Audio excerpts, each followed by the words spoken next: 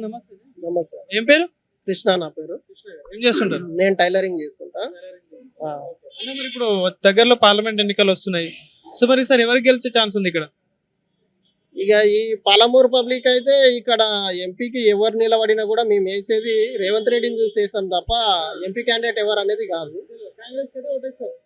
కాంగ్రెస్ అని కాదు, రేవంత్ రెడ్డి సొంతంగా పార్టీ పెట్టినా రేవంత్ రెడ్డికి చూసి వేస్తాం. కాంగ్రెస్ బీజేపీ సరే మా మనిషి రేవంత్ రెడ్డి మా మనిషి. మా అంటే ఆయన నేను రెడ్డిని, నేను రాజకీయ నాయకుని అనే ఫీలింగ్ తోనే ఎప్పుడు తిరిగాడు, కలగలుపుకొని తిరుగుతాడు. అదొకటి. ఇంకొకటి ఆయన ఏదన్నా జెన్యున్ గా మాట్లాడతాం.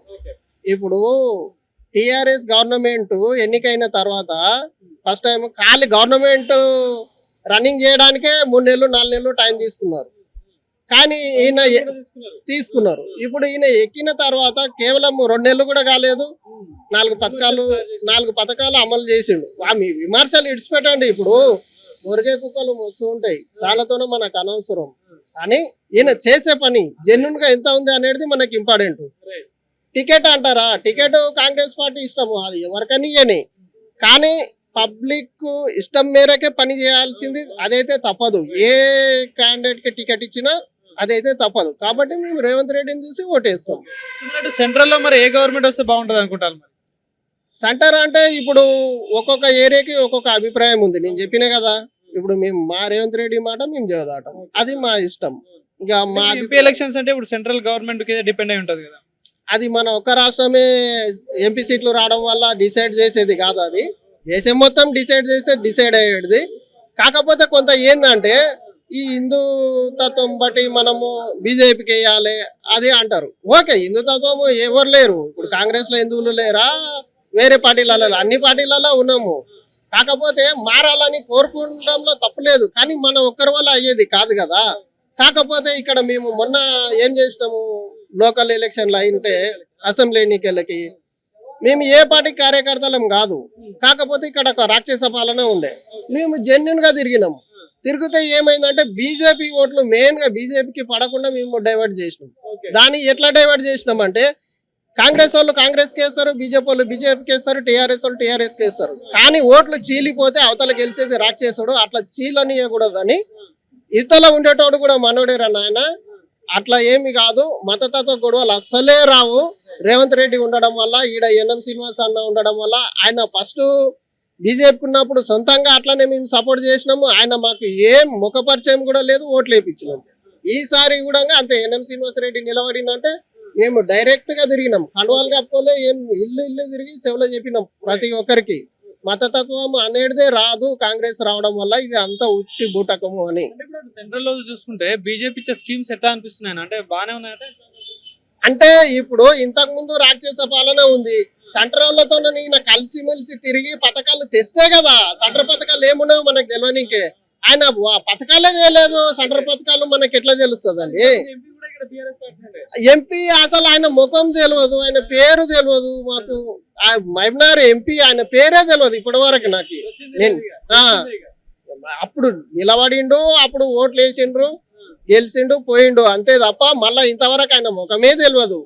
ఒక శ్రీనివాస్ గౌడ్ తప్ప అంతా ఈయననే కలగపుల్గం చేసిండు. ఆయన ఉన్నాడు, ఒక ఎంపీ ఉన్నాడు అన్న ఫీలింగ్ కూడా లేదు జనాలకు. 100 మందిని అడగండి, 100 మందిలో కనీసం 10 మంది అన్న మా ఎంపీ పేరు చెప్తే ఇక మీరు ఏ ఛాలెంజ్ కంటే అట్లాంటి పరిస్థితి ఎందుకు వచ్చిందంటే ఈ రాక్షసుడు ఎవరిని నడవనీయలేదు కదా. కనీసము చెప్పులేసుకొని నడిస్తే కూడా కొడుక నా ముందర చెప్పులేసుకొని నడుస్తావా నువ్వు అని వెనకటికి గడిల పాలన ఉండేనా, అంతకన్నా ఘోరం. కాకపోతే మీడియాను తొక్కి పెట్టిండే కాబట్టి బయటికి రాలేదు అరాచకాలు, అంతే. మెయిన్ రీజన్ అదే. ఎన్ని రోజులు నడుస్తుంది రాక్షస పాలన? కొన్ని రోజులే ఏ నాయకుడికైనా. ఈసారి ఎన్నికల్లో ఎట్లా ఉంటుంది అన్న పోటీ విషయంలో చూసుకున్నా కూడా? ఎందుకంటే సెంట్రల్ లో ఉన్న బీజేపీ కానీ, స్టేట్ లో ఉన్న కాంగ్రెస్ కానీ, ప్రతిపక్షంలో ఉన్న బీఆర్ఎస్ కానీ, ఈ మూడింటి మధ్యలో పోటీ ఎట్లా ఉంటుంది? ఇప్పుడు నేను దేశమంతా రాజకీయం గురించి చెప్పదలుచుకోలేదు, ఇక్కడ ఎంపీ గురించి నేను చెప్పదలుచుకున్నది ఏంటంటే ఇంకా మనకు టైం ఉంది.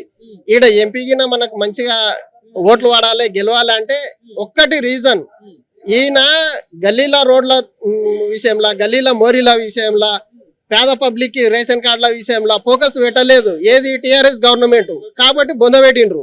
పబ్లిక్. ఈ గవర్నమెంట్ ఆ తప్పులు చేయకూడదు అంట నేను.